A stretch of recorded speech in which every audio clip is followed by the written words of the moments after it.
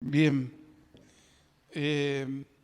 hoy nos toca el privilegio de compartir el mensaje de la palabra de Dios acerca de una de las profecías más asombrosas de las Escrituras, la cual es la profecía acerca de las 70 semanas del libro de Daniel.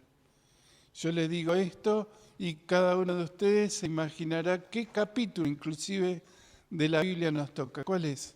Daniel 9. No hay mayor inconveniente en ello. Vamos a abrir entonces la Biblia. Vamos a agradecer a todos aquellos que nos estén mirando en este momento a través de YouTube y esperamos que el mensaje que hemos compartido hoy sea de bendición. Es mi celular, pero es la Biblia también.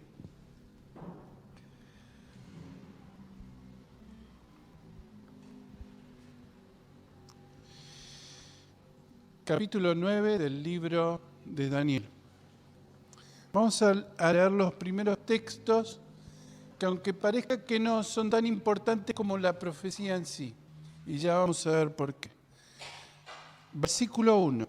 En el año primero de Darío, hijo de Asuero, de la nación de los Medos, que vino a ser rey sobre el reino de los caldeos, en el año primero de su reinado, yo, Daniel, miré atentamente los libros, el número de los años que habló Jehová al profeta Jeremías, que habían de cumplirse las desolaciones de Jerusalén en 70 años. Y volví mi rostro a Dios, el Señor, buscándole en oración y ruego, en ayuno, en cilicio y ceniza. Y oré a Jehová, mi Dios, e hice confesión diciendo: ahora, Señor, Dios grande, digno de ser temido, que guardas el pacto y la misericordia con los que te aman y guardan tus mandamientos. Hemos pecado, hemos cometido iniquidad, hemos hecho impíamente y hemos sido rebeldes, nos hemos apartado de tus mandamientos y de tus ordenanzas. Seguimos leyendo a partir del versículo 20. Dice: aún estaba hablando y orando y confesando mi pecado y el pecado de mi pueblo, Israel, y derramaba mi ruego delante de Jehová mi Dios por el monte santo de mi Dios. Aún estaba hablando en oración cuando el varón Gabriel, a quien había visto en la visión al principio, volando con presteza, vino a mí como a la hora del sacrificio de la tarde, y me hizo entender y habló conmigo diciendo: Daniel, ahora he salido para darte sabiduría y entendimiento. Al principio de tus ruegos fue dada la orden y yo he venido para enseñártela, porque tú eres muy amado. Entiende pues la orden y entiende la visión. 70 semanas están determinadas sobre tu pueblo y sobre tu santa ciudad, para terminar la prevaricación y poner fin al pecado y expiar la iniquidad, para traer justicia perdurable y sellar la visión y la profecía y ungir al santo de los santos. Sabe pues y entiende que desde la salida de la orden para restaurar y edificar Jerusalén hasta el Mesías príncipe habrá 7 semanas y 72 semanas. Se volverá a edificar la plaza y el muro en tiempos angustiosos. Y después de las 72 semanas se quitará la vida al Mesías, mas no por sí, y el pueblo de un príncipe que ha de venir destruirá la ciudad y el santuario, y su fin será con inundación, y hasta el fin de la guerra duran las devastaciones. Y por otra semana confirmará el pacto con muchos. A la mitad de la semana hará cesar el sacrificio y la ofrenda. Después, con la muchedumbre de las abominaciones, vendrá el desolador, hasta que venga la consumación y lo que está determinado se derrame sobre el desolador. Aquí tenemos entonces esta asombrosa profecía, pero no la podríamos entender si no tuviéramos el contexto personal en el cual se desarrolla. Y el contexto personal en el cual se desarrolla es que Daniel estaba hurgando en las Escrituras para descubrir cuándo acontecerían las cosas. ¿Qué estaba esperando Daniel? El fin del cautiverio. Recordemos que el pueblo de Israel había sido llevado cautivo desde Jerusalén a Babilonia. Siendo muy jovencito, Daniel fue llevado a esa situación y él en un primer momento determinó no contaminarse, mantenerse según las ordenanzas que hallaba en las Escrituras, aun cuando lo habían llevado al palacio y ya, por decirlo de alguna manera, no había quien lo obligue a vivir de esa manera. No había quien lo obligue a vivir guardando la ley. Y fue entonces cuando Daniel decide dirigirse al Señor en oración. Ya habían pasado los años. Él era viejito, se había mantenido fiel al Señor, pero había algo que a él le seguía flotando en la mente, y era saber cuándo ese tiempo de cautiverio se terminaría. Pero fíjense ustedes las condiciones personales en las cuales se hallaba. ¿Qué dice que estaba haciendo? Que estaba investigando las Escrituras, que estaba orando al Señor. ¿Y qué más estaba haciendo? Estaba, confesando sus pecados y los pecados del pueblo.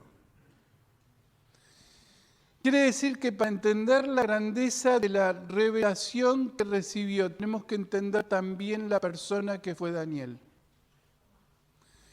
Si él no hubiera tenido las condiciones espirituales que reunió, Dios no lo habría utilizado de la manera que lo usó. Muchas veces nos toca estudiar la vida de grandes hombres de Dios y que con muy poco hicieron mucho. ¿Pero por qué? ¿Dónde estaba, entre comillas, la clave de su éxito? Y la clave estaba en las condiciones espirituales que reunía Daniel. Eran hombres abocados al Señor, que amaban la palabra de Dios, que la leían, oraban fervientemente. Y si no entendemos eso de la vida de Daniel, no vamos a entender las profecías que él recibió. Y no vamos a poder vivir la vida que vivió Daniel. Tendríamos que quedarnos más que con el mensaje de la profecía, el mensaje de la vida de Daniel. Y hacer énfasis en que es la necesidad de la iglesia hoy. Personas que rindan o tengan las condiciones que reunió Daniel. Si por el contrario lo que nos toca ver es mediocridad, nos toca ver superficialidad en la iglesia del Señor, es porque nosotros como creyentes en Cristo Jesús no estamos viviendo como vivió Daniel. Y Daniel, digámoslo así,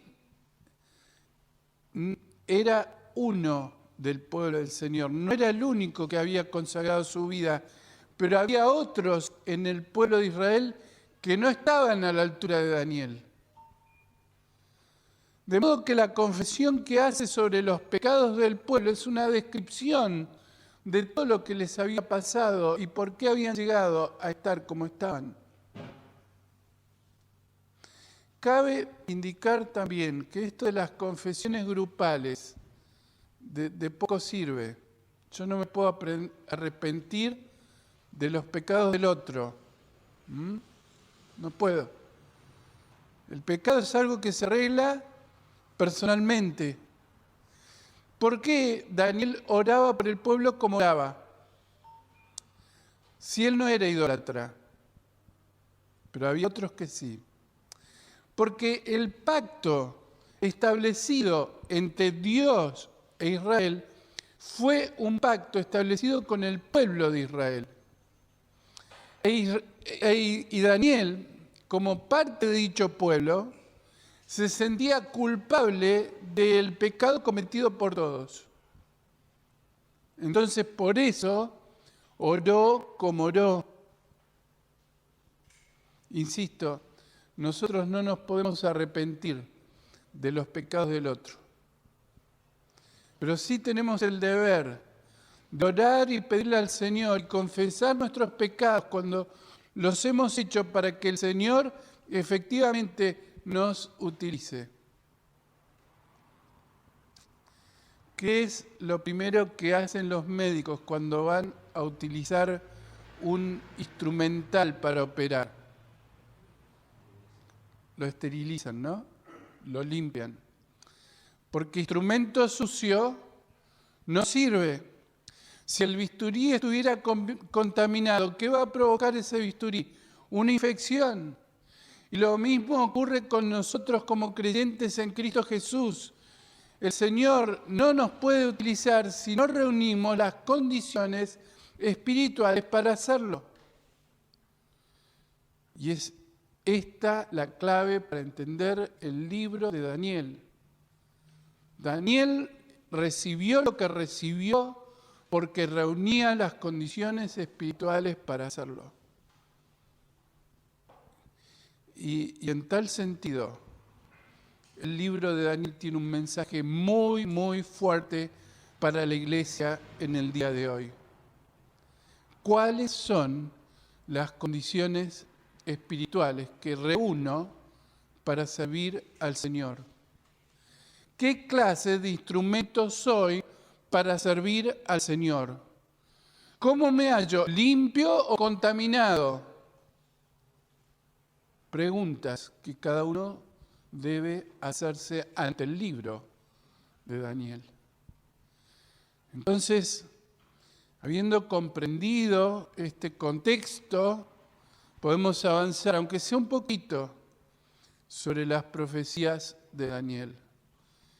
Pero insisto, sería descolgado si no mencionáramos esto y nos dirigiéramos directamente a las profecías del libro.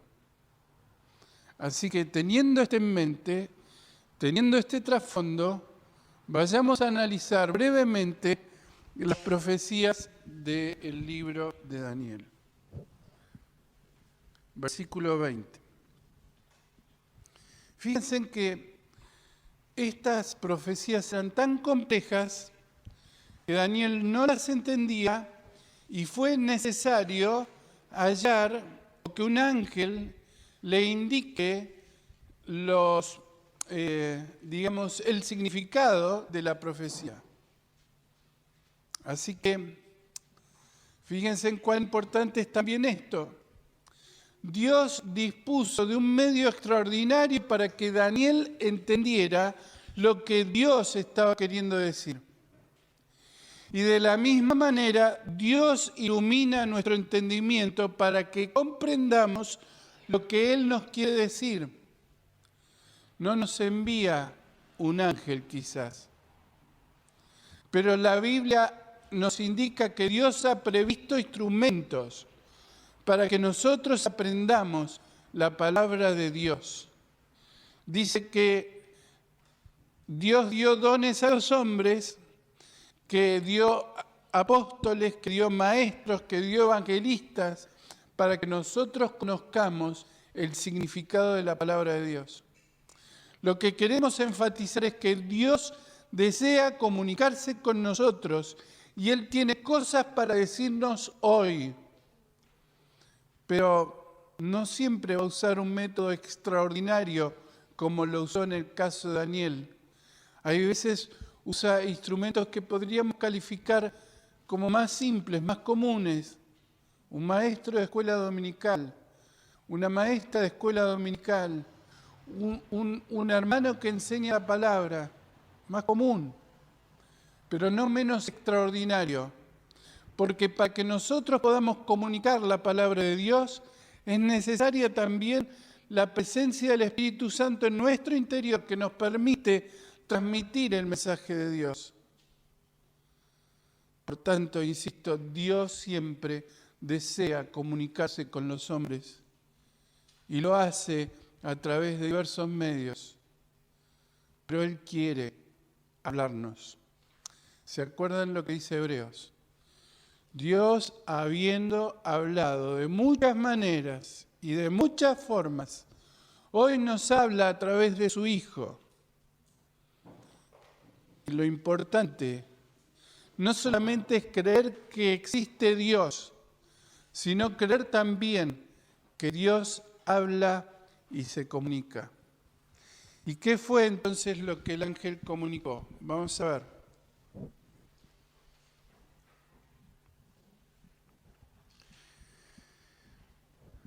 «70 semanas», versículo 24, «están determinadas sobre tu pueblo y sobre tu santa ciudad, para terminar la prevaricación», palabra extraña, «y poner fin al pecado y expiar la iniquidad, para traer justicia perdurable y sellar la visión y la profecía y ungir al Santo de los santos».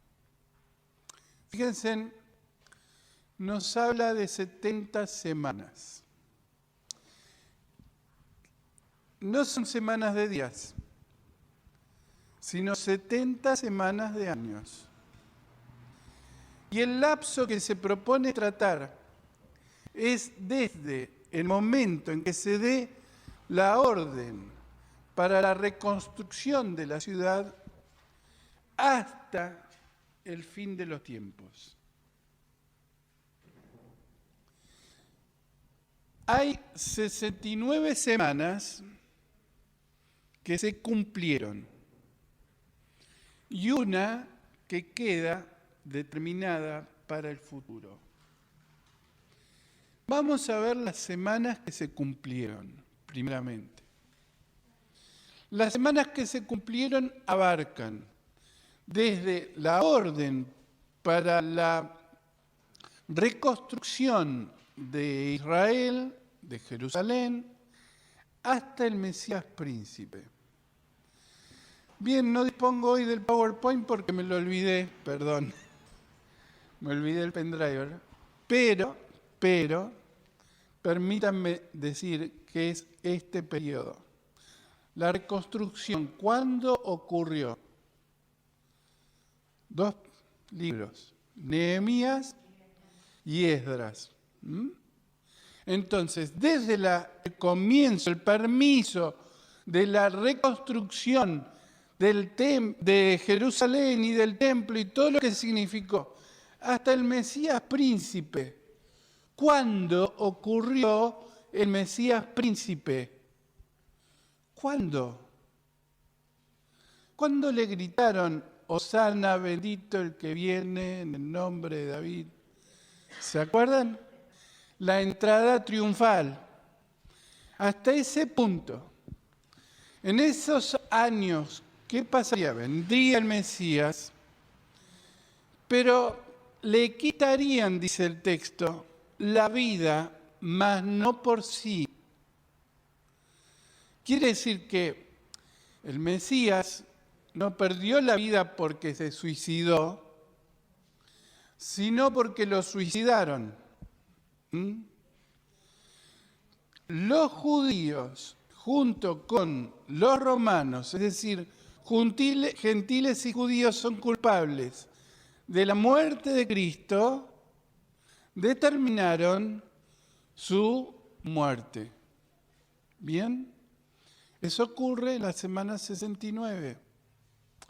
Entonces, sacando las cuentas desde que se dicta el edicto para la reconstrucción de Israel hasta el momento cuando el Mesías es crucificado, sacando las cuentas, desde la fecha del edicto hasta el momento mismo de la crucifixión, se llega a la fecha exacta de la crucifixión. Así de precisa es la profecía bíblica. ¿Por qué? ¿Por qué la profecía bíblica puede ser tan exacta? ¿Por qué la profecía bíblica puede anunciar con fecha y hora prácticamente el momento de la muerte del Señor Jesús? ¿Por qué? Vamos a explicarlo así. Cuando alguien ve una película más de una vez, ¿qué pasa? Ya sabe el final, ya sabe lo que viene después de la siguiente escena, ¿verdad? Y Dios lo sabe absolutamente todo. Y organiza las cosas para que todo lo que Él determinó de antemano suceda. Ahora, usted dirá, bueno, si es así y si ya estaba determinado que el Señor iba a morir y quien dio la orden de la muerte del Señor, en ese caso Pilatos, entonces Pilato no era responsable porque cumplió con lo que estaba determinado para él. No funciona así. La Biblia nos enseña que cada uno de nosotros somos responsables de nuestro pecado personal. Y si bien Dios sabía lo que iba a hacer Pilato, el responsable de la decisión que tomó, ¿quién es? Pilato. ¿Entienden? Eso mismo nos ocurre a nosotros mismos. ¿Cuántas veces? Los otros días lo hablábamos con un grupo en una reunión. ¿Y cuántas veces se habla y se dice que la persona es así porque sufrió un trauma, porque sus padres fueron malos, por esto y por lo otro, lo cual puede ser cierto? Pero la maldad de esos padres ¿los responsabiliza del pecado que cometiste vos? No. ¿Que pueden no haber ayudado para nada? Es cierto. Pero el responsable del pecado personal, ¿quién es? La persona, el individuo. El Señor Jesús le dijo a aquella mujer que había sido sorprendida en el acto mismo de adulterio, vete y no peques más. Vete y no peques más. Entonces, ¿quién era la responsable? Se puso el Señor a analizarle y decirle, mira, vos sos pecadora porque tus padres y por esto. Porque si empezamos a ir para atrás, vamos a llegar a Eva y a Adán, ¿entiendes? Entonces, la Biblia siempre apunta a nuestra responsabilidad personal. Somos lo que somos, pero porque hacemos las cosas que hacemos y hacemos las cosas mal y somos responsables de las cosas que hacemos mal. Ahora, llegamos a la semana 69. Teóricamente la semana que sigue es la 70. Y ahí se arma el lío con esta profecía. Porque hay quienes dicen, bueno, la semana 70 se cumplió cuando los romanos destruyeron Jerusalén. ¿Bien? Sin embargo, cuando uno compara lo que dice Daniel con lo que dice el libro de Apocalipsis, se da cuenta que hay coincidencias. Y que el libro de Apocalipsis va a hablar de una cantidad de días en determinado momento que coinciden con la mitad de la semana que plantea Daniel. Por tanto, creemos firmemente que hay un lapso de tiempo no determinado entre la semana 69 y la semana 70. La última semana, de 7 años, se cumplirá en un periodo que el Señor Jesús describió como la gran tribulación. Entonces, el libro de Daniel, o la profecía de Daniel, está llegando hasta el futuro, hasta el final de la gran tribulación, cuando efectivamente el Mesías sea declarado el Rey de Israel. Y fíjense que a grandes rasgos señala lo que va a suceder en esa última semana de la historia de la humanidad.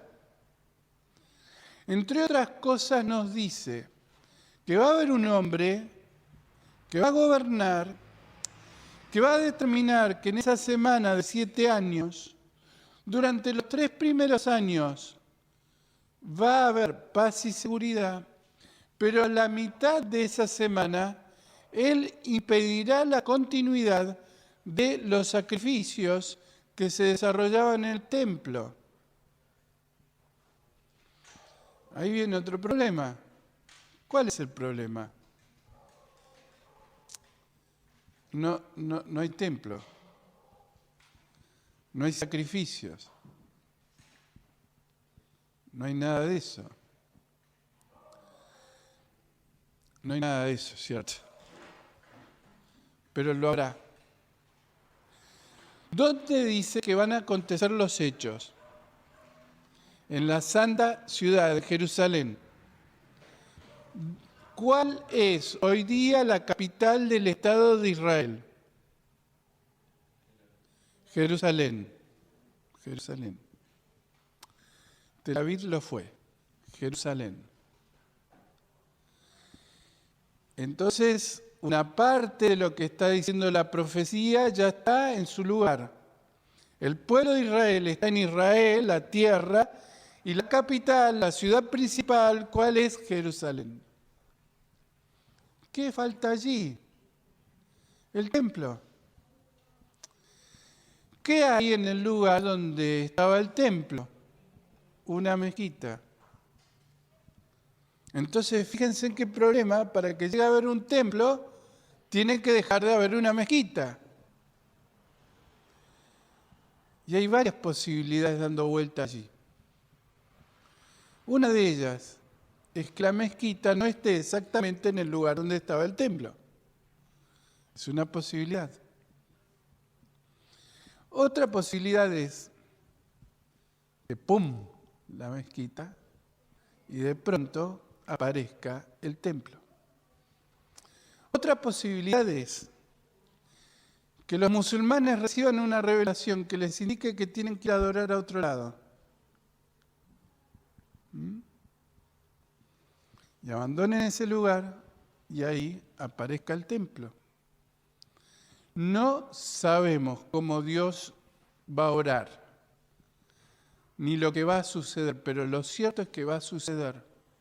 Durante ese periodo que denominamos la Gran Tribulación, va a haber un templo en la ciudad de Jerusalén. ¿Cómo es esto posible? Recordemos que hasta no hace mucho tiempo atrás, ¿entienden? Y hasta no hace tanto tiempo atrás, ni siquiera los judíos controlaban Jerusalén. Ahora se están dando las cosas, se empiezan a encajar. De modo que así como pasó, aquello que se creía que era imposible que pase, la reconstrucción del templo, que para muchos parece imposible, pasará. Y hace unos meses atrás, en el mes de diciembre, recibí una serie de videos que muestran cómo los judíos ya tienen todo listo para que cuando haya que construirlo, lo van a construir en tiempo récord. Un día De la noche a la mañana, en Jerusalén aparecerá un templo. Pero, ¿saben? Lo maravilloso del caso es que nosotros no vamos a estar allí para verlo. Porque, ¿qué sucederá antes? El arrebatamiento de la iglesia, del cual hablamos ¿cuándo? El domingo pasado. Entonces, antes de que aparezca el templo y se desencadenen los hechos finales, habrá el arrebatamiento de la iglesia. Uno se imagina ese momento. Para nosotros será un momento glorioso. Pero para los que queden acá, complicado, ¿verdad? Complicado. Lo más lindo es que la humanidad caída no percibirá cuán complicado es lo que se viene.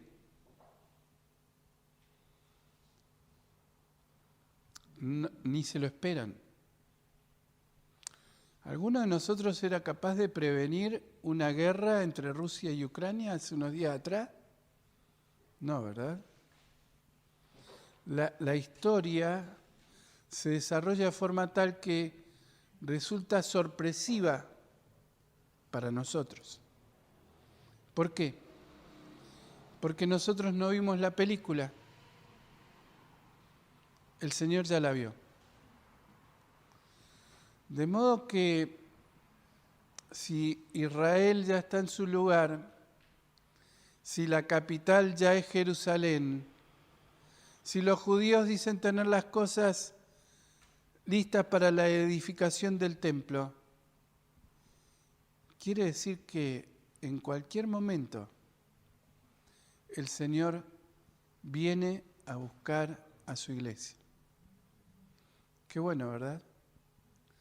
Qué magnífico será ese día cuando nos encontremos con el Señor y con todos los santos que nos precedieron y nos podamos volver a ver y estemos para siempre con Él.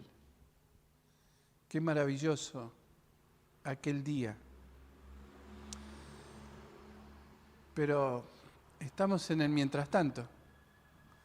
¿Qué tenemos que hacer mientras tanto? ¿Saben una cosa? El libro de Daniel y este capítulo que hemos leído comienza en el mientras tanto. Mientras tanto, Daniel esperaba el cumplimiento de la profecía de Jeremías. ¿Qué estaba haciendo? Orando, leyendo la palabra, buscando al Señor.